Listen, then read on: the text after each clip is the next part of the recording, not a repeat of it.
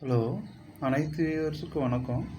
இன்று 13/12/2024.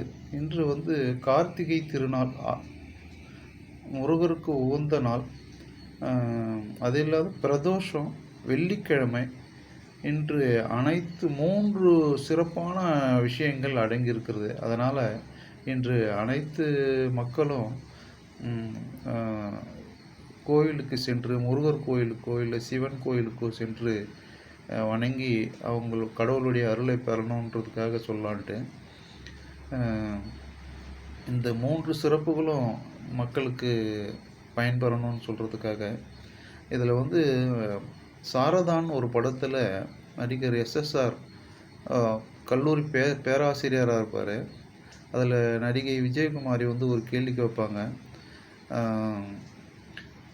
தாய்மையை பற்றி சொல்லும்போது SSR தாய்மையை பற்றி பேசுவார். அப்போ விஜயகுமாரி நடிகை கேட்பாங்க, தாய்மைன்னு சொல்கிறீங்க, அப்போ ஏன் ஒரு ஆயுதத்தை, ஒரு வேலை தன்னுடைய பிள்ளை கையிலே கொடுத்து பழி வாங்க சொல்கிறாங்க? இது பழி வாங்கிறது நல்லதா?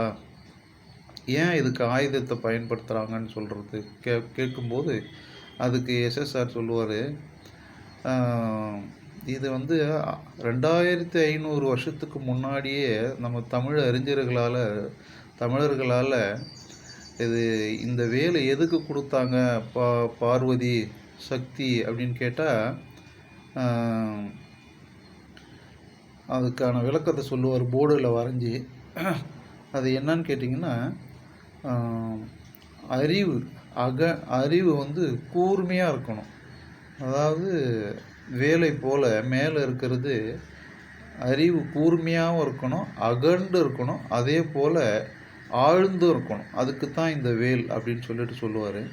அதனால் இந்த வேலை கொடுத்து, இந்த ஞானத்தையும் கொடுத்து, வீரத்தையும் கொடுத்து, வீரம் வேல், அதாவது வெற்றிவேல், வீரவேல், சக்திவேல், இது 3த்தையும் கொடுத்து அவருக்கு அனுப்பி விடுவாங்க அந்த பார்வதி அம்மா சக்தி. அதனால தான் இந்த வேலை கொடுத்தாங்க. அதில் இதுக்கு தான் அது அர்த்தம். அது பழி வாங்கிறதுக்காக இல்லை அப்படின்னு SSR சொல்லுவார். அதனால் இந்த வேலை யார் கையில் எடுக்கிறாங்களோ, அந்த வேலை யார் வணங்குறாங்களோ அவங்களுக்கு கண்டிப்பாக வெற்றி நிச்சயம், வெற்றி உறுதி. அதனால தான் வெற்றிவேல் சக்திவேல்னு சொல்லுவாங்க. அதனால் இந்த வேலவனை வணங்கி இந்த கார்த்திகை தீபத்தை கொண்டாடுவோம். அனைவரும் முருகன் அருள் பெறுவோம், ஈசன் அருள் பெறுவோம் என்று சொல்லி அனைவரும் முருகரை வணங்கும்படி வேண்டுகொள்கிறேன். இன்றைக்கு பார்வதி தெய்வமும் பார்வதி தாயாரும் வேலவனுக்கு வேல் கொடுத்த நாள். அதனால் இவ்வளோ சிறப்புகள் வாய்ந்த இந்த நாளை அனைவரும் வணங்கி கடவுளுடைய அருளை பெற ஆண்டவனை பிரார்த்திக்கிறேன். நன்றி, வணக்கம்.